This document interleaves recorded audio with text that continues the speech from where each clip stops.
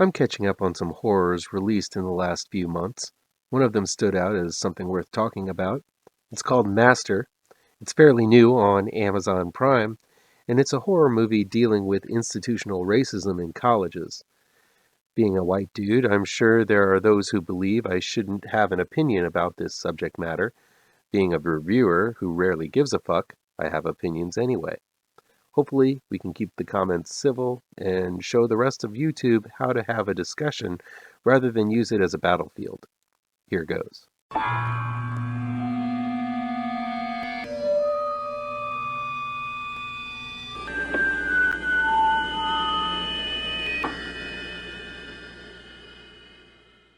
Welcome back to ML Miller Frights. I'm ML Miller. Before we begin, please do me a favor and punch that like button down below. Share this video with all of your social media addicted pals. Click subscribe to this channel and ring that bell for notifications. Master is new, streaming on Amazon Prime. Directed and written by Mariama Diallo. Gail Bishop, Regina Hall, is the first black female headmaster of an elite Northeastern college. Jasmine Moore, played by Zoe Renee, is an African-American first-year student at the university. And Amber Gray plays Liv Beckman, an African-American literature teacher up for tenure. These three black women encounter all sorts of issues, social and supernatural, as they work their way through the educational system. Master is an expansive story that attempts to cover a myriad of issues. It's successful at quite a bit and not successful at others. As a horror story, Master succeeds in delivering some spine-tingling scenes of nightmare, hallucination, and real-life horror. Mariama Diallo knows how to set up a scary scene. These scenes are tension-filled and quite imaginative, incorporating all kinds of twisted imagery and interesting ideas that I haven't seen before.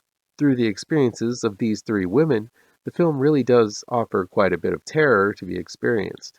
All three of them are experiencing stressors involving their race and how that affects their roles in this mostly white institution they work and study in. Having some strange and paranormal phenomenon act as a metaphor for institutional racism is a smart and nuanced maze to maneuver, and for about 3/4 of this film, Diallo makes her way through the obstacle course better than most socially conscious horror films that aren't made by Jordan Peele.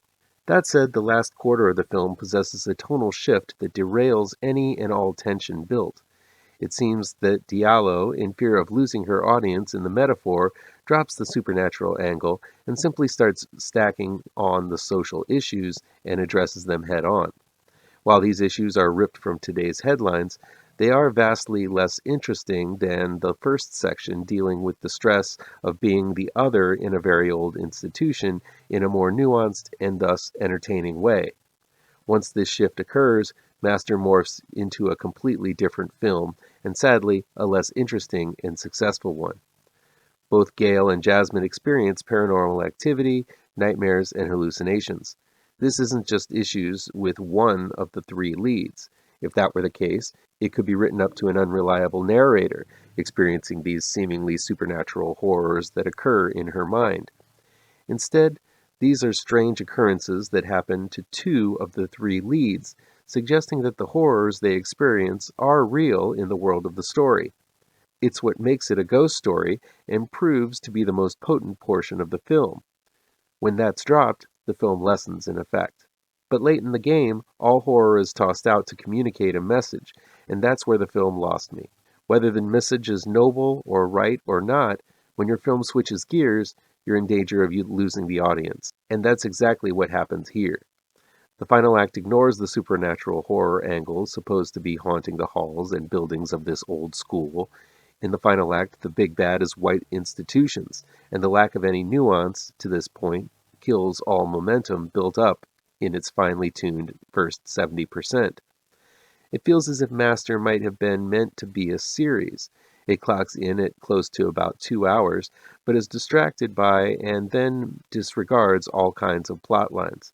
There's a white student who rooms with Jasmine, who simply disappears and never has any kind of resolution about her issues by the end.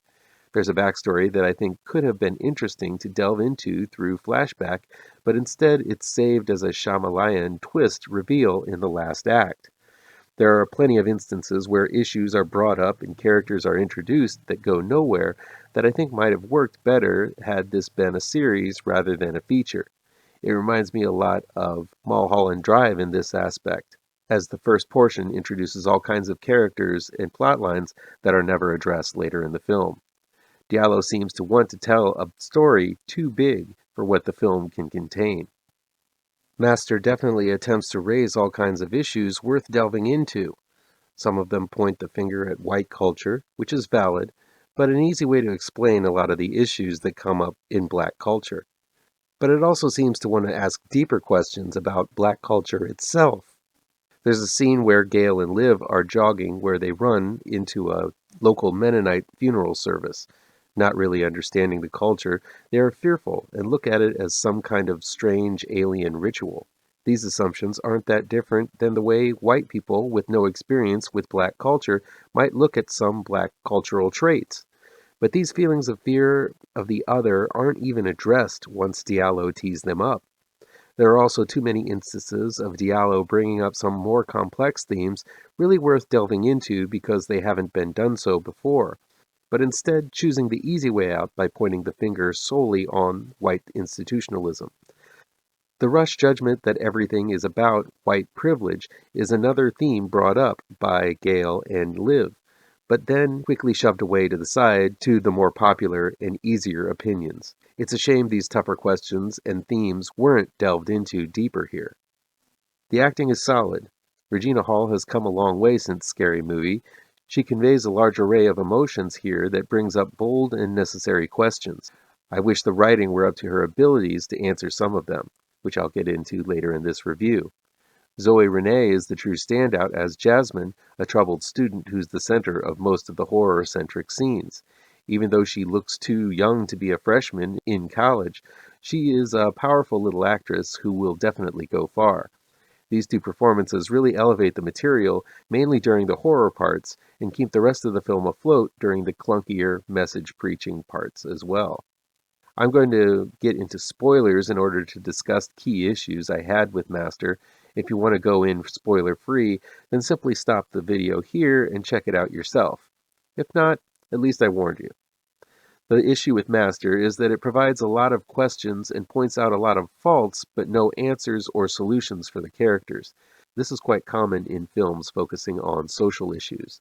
The problem is, raising tough topics and sometimes pointing fingers at culprits ultimately proves there's nothing constructive that can be done because it's an ongoing issue in our society.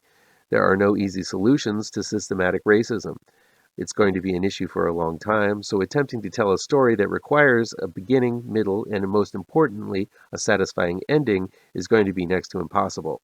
So most films focusing on social issues end up pointing the finger at the audience and making the messages as obvious as possible, leaving it up to the viewer to draw conclusions.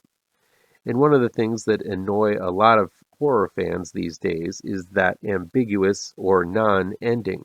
It makes the audience feel as if the filmmakers didn't know how to end it, so they simply dropped the mic and ran for the hills. That's kind of how Master felt by the time the credits rolled. Yes, Master communicated a problem in the educational system as well as with those who seem to feel as if they are fighting the good fight, but in doing so, they simply cause new issues for all involved. In Master, the white teachers pushing for representation are put in a similar light as the monsters real and supernatural.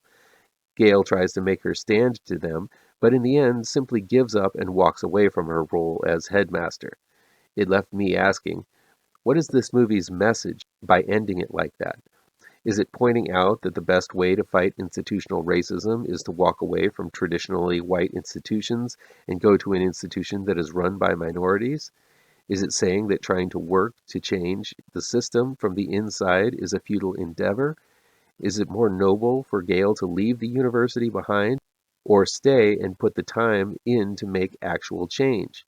Is the effort to fix the system worth it, or should one just section oneself off from those who are different intellectually, ethically, racially, and politically?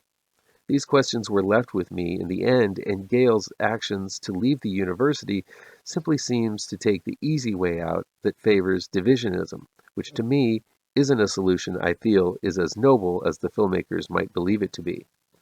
I feel Master is a noble effort, but a very flawed one. There really are some effective horror scenes. When Master works, it works terrifyingly well.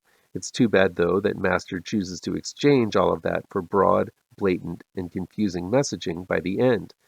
It's the kind of film that entertains throughout, but left me with a shitty taste in my mouth by the time it reaches its preachy and ambiguous conclusion.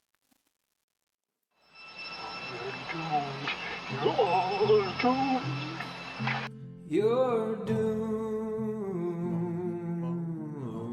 to live the life you're meant to be, stuck inside your